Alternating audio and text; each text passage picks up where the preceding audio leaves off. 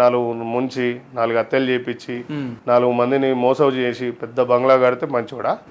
ఉన్నాయి, కార్లు ఉన్నాయి, నాకు కూడా 2-3 ఉన్నాయి. కానీ లోకల్లో బైక్ మీదనే తిరుగుతా, సేమ్ నెంబర్తో ఉంటాయి. అవతలోడు ఏ స్థాయిలో ఉంటాడో దాన్ని డబల్ ఉండగలుగుతా, అది ఉన్నది నా దగ్గర. నా ఫ్రెండ్స్ ముఖ్యంగా ఏంటంటే నా ఫ్రెండ్స్ నా ఎమ్మడి ఉన్న వాళ్ళు ఉన్నారు కదా, ఇప్పుడు నా టీము, వాళ్ళకు కూడా మొక్కాలి. వాళ్ళకు కూడా పొద్దున్న లేచి నేను చేయవలసిందంటే వాళ్ళ ఫోటోలకు నేను మొక్కాలి. అన్నం తినకుండా నిద్రపోకుండా 7 గంటలకి నైట్ బయలుదేరుతారు పిల్లలు, తమ్ముళ్ళు, కాక, బాబాయ్, వీళ్ళందరూ. సో వీళ్ళందరికి అంబర్పేటలో ఒక 100 మంది ఉంటారు, పేర్లు అన్నీ చెప్పలేరు. కానీ వాళ్ళైతే ఆది రాత్రి 15-20 ఏళ్ల నుంచి ఏం ఎక్స్పెక్టేషన్ లేకుండా, రూపాయి లేకుండా, నేను 29వ తారీఖు మీటింగ్ ర్యాలీ తీస్తున్నా, నీకు కూడా చెప్తా. సో ఆ రోజు చూడురి, ఒక 2000 మంది, ఈ రోజులలో 2-3 వేల మంది రూపాయి లేకుండా వస్తారా? జమ చేయడం అంటే చాలా కష్టం. నా కోసం వస్తారు, వాళ్ళకు నేను మెచ్చుకోవాల్సింది.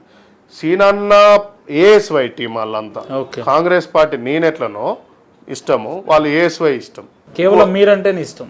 నేనే, మీరు ఏ పార్టీలో వెళ్ళినా మీ దగ్గరికి, పార్టీలు వెళ్ళను, పార్టీ ఉన్నా లేకున్నా వాళ్ళకి ఇష్టం. పార్టీ కాదు, ఇక్కడ ఏఎస్వై బ్రాండ్ ఉంటది.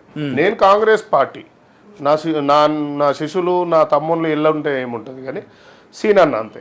అటువంటి అంతమంది యువకులకు మీరు రాబోయే రోజుల్లో ఏం హోప్, ఏం నమ్మకం కల్పిస్తారన్న అంటే, నేను జీవితంలో మీకు ఏదన్నా రాజకీయ అవకాశాలు వస్తే 100% వాళ్ళందరికీ లైఫ్లు ఇస్తా. రాజకీయ అవకాశాలు రాలేదు, మా నాయన కొన్నది రామోజీ ఫిలిం సిటీ కాడ కొద్దిగా ల్యాండ్ ఉంది, మనిషికి ఒక 50-100 గజాలు ఇచ్చి థ్యాంక్స్ తమ్మి అని చెప్పేసి అప్ చేస్తాను. రాజకీయంలో సక్సెస్ అవుతా, అయిన రోజు నా 2-2.5 లక్షల జీతం వస్తుంది కదా, ఆ పైసలు పెట్టి ఏదైనా ఒక ఫ్లాట్ కొనిస్తాను సంవత్సరంలో ఇద్దరికి.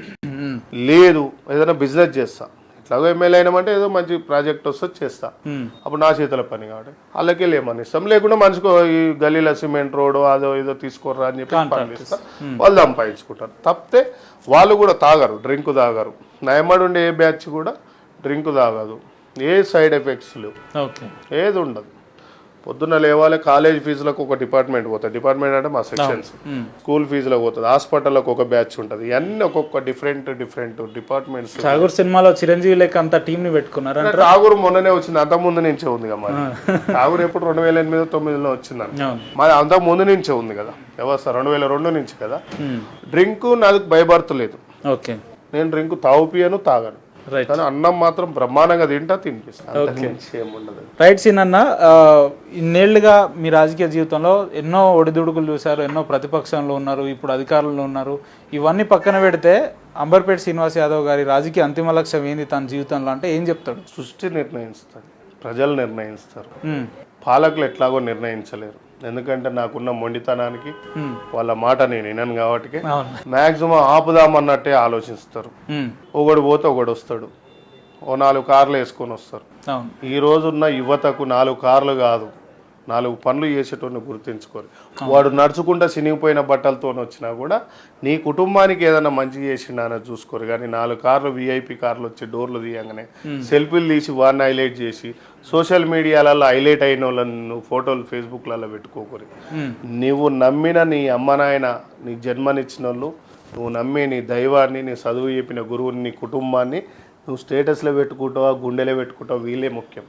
నీ ఫ్రెండ్స్ నీకు లిఫ్ట్ ఇచ్చిన బిజినెస్ తప్ప ఏ నాయకుడు ఏం చేయడు. 700 కోట్లు పెడుతుండంటే 200 కోట్లు సంపాదించాలి తప్ప ఇలా నమ్ముకొని వేస్ట్గా దండుగా.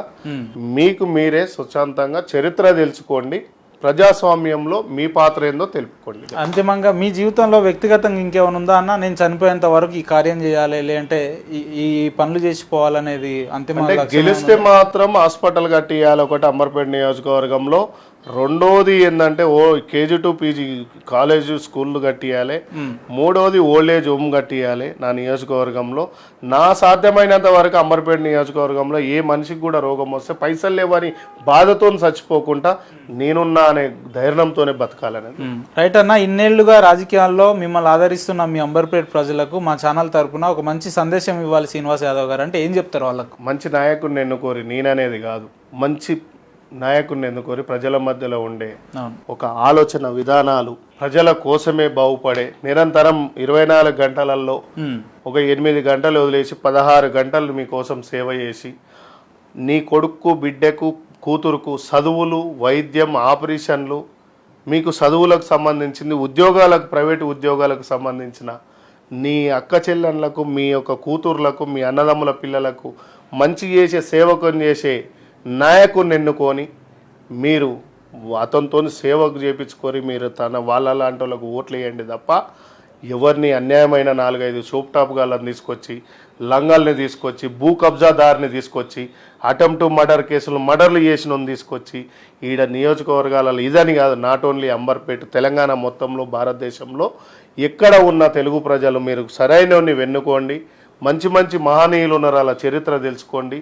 దేశాన్ని, రాష్ట్రాన్ని బాగు చేస్తూ మీరు బాగుపడాలని చెప్తూ నేను మీ శ్రీనివాస్ యాదవ్, అంబర్పేట. రైట్ అన్న, ఏదేమైనా రాబోయే రోజుల్లో అంబర్పేట ప్రజలు శ్రీనివాస్ యాదవ్ గారిని స్థానిక ఎమ్మెల్యేగా చూడబోతున్నారా? ఆ కళ నెరవేరబోతుందా రాబోయే రోజుల్లో? అంటే వాళ్ళ చేతులలో ఉన్నది, మన ప్రయత్నం మనది. అవుతారా? అవకాశం వస్తే ఎమ్మెల్యే అవుతారా అంబర్పేట నుంచి? ఎవడు రాసి పెట్టుకోలే, అంతకైనా 10 స్థాయికి పోవచ్చు, అవును, ఇంకా 10 స్థాయికి కూడా పోవచ్చు. అది నిర్ణయం మన చేతిలో లేదు.